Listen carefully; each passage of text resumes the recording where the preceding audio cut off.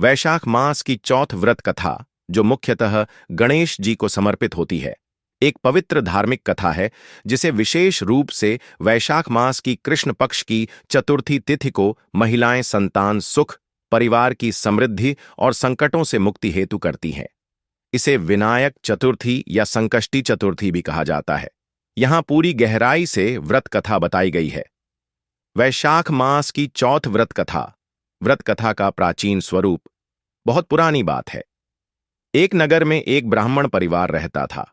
ब्राह्मण दंपति बहुत धर्मपरायण थे, परंतु उन्हें संतान नहीं थी। उन्होंने कई व्रत, तप, यज्ञ, तीर्थ यात्रा आदि किए, पर संतान की प्राप्ति नहीं हुई। एक दिन उन्होंने महर्षि अगस्त्य से संतान प्राप्ति का उपाय पूछा।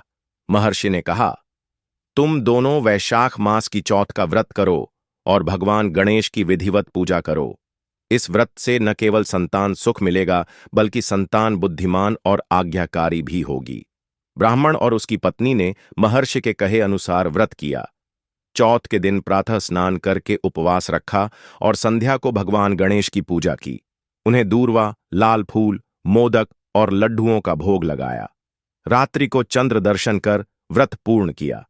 कुछ समय बाद उनके घर एक सुंदर पुत्र का जन्म हुआ। पुत्र बड़ा होकर बहुत ही बुद्धिमान, शीलवान और धर्मनिष्ठ बना। पूरे नगर में उसकी कीर्ति फैल गई। वह अपने माता पिता की सेवा करता और धर्म में रुचि रखता। माता पिता ने यह सब भगवान गणेश की कृपा माना। व्रत की विधि 1।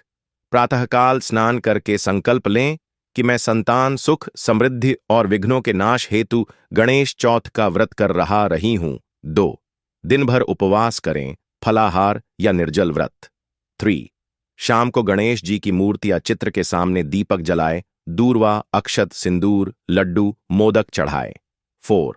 व्रत कथा सुनें या पढ़ें। 5। रात्रि को चंद्रमा को अर्घ्य दें और चंद्रमा को देखकर व्रत समाप्त करें। 6। व्रत का पारण करने के बाद सभी को प्रसाद बांटें। इस व्रत के लाभ: संतान प्राप्ति में सहायक, बुद्धिमान और संस्कारी संतान के लिए, पारिवारिक कलह और संकटों से मुक्ति, गणपति की कृपा से सभी विघ्न दूर होते हैं। यदि चाहें तो मैं इस कथा का PDF भी तैयार करके दे सकता हूं या एक पोस्टर फॉर्मेट में कथा व विधि भी बना सकता हूं। क्या आपको कथा की कोई विशेष लोक परंपरा या क्षेत्रीय रूप भी चाहिए, जैसे राजस्थान, उत्तर प्रदेश, बिहार आदि का? बहुत बढ़िया। अब मैं आपको राजस्थान की परंपरा में प्रचलित वैशाख मास की चौथ, गणगौर चौथ या संकष्टी चौथ व्रत कथा बताता हूं, जो खास तौर पर ग्रामीण महिलाओं में संतान सुख, सौभाग्य और सुख शांति के लिए की जाती है। राजस्थान की वैशाख चौथ व्रत कथा स्थानीय परंपरा के अनुसार बहुत समय पहले की बात है। एक गांव में एक गरीब महिला अपने पति और बेटे के साथ रहती थी। उसका बेटा बहुत प्यारा था, लेकिन बहुत बीमार रहने लगा। महिला ने बहुत से वैद्य टोने टोटके किए, पर कोई लाभ नहीं हुआ। एक दिन गांव की बुजुर्ग महिलाएं उसे समझाने आईं, तू वैशाख मास की चौथ का व्रत कर, गणेश जी को लड्डू और दूर्वा चढ़ा। गणपति बाप्पा संकट हरण हैं, तेरे बेटे की बीमारी दूर हो जाएगी। महिला ने पूरे श्रद्धा से व्रत किया। उसने मिट्टी से गणेश जी की छोटी मूर्ति बनाई, उसे साफ चौकी पर विराजमान किया, पूजा की और कथा सुनी। कथा के अनुसार एक बार माता पार्वती ने बाल गणेश को अकेले घर में छोड़कर स्नान करने चली गईं। तभी एक असुर वहां आया और बाल गणेश को उठा ले गया। जब पार्वती जी लौटीं तो बालक को न पाकर विलाप करने लगीं। वे भगवान शिव के पास पहुंचीं। शिव जी ने सब देवताओं से सहायता मांगी। इसी बीच चौथ माता गणेश की अर्धांगिनी रूप प्रकट हुईं और उन्होंने कहा, यदि भक्त गणेश जी का व्रत करें, उन्हें दूर्वा, लड्डू और जल अर्पण करें, तो वे सब संकटों को हर लेंगे। पार्वती जी ने चौथ माता के कहे अनुसार व्रत किया और गणेश जी वापस सुरक्षित लौटे। फिर क्या हुआ? गांव की महिला ने भी यह कथा सुनी, पूरे विधि से व्रत किया और अगले ही दिन उसका बेटा ठीक हो गया।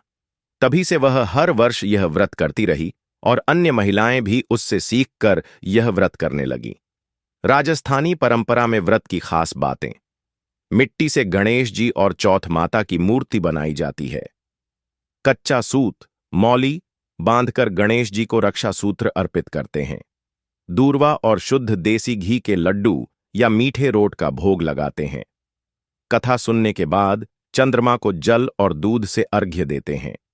महिलाएं लाल रंग के वस्त्र पहनकर व्रत करती हैं।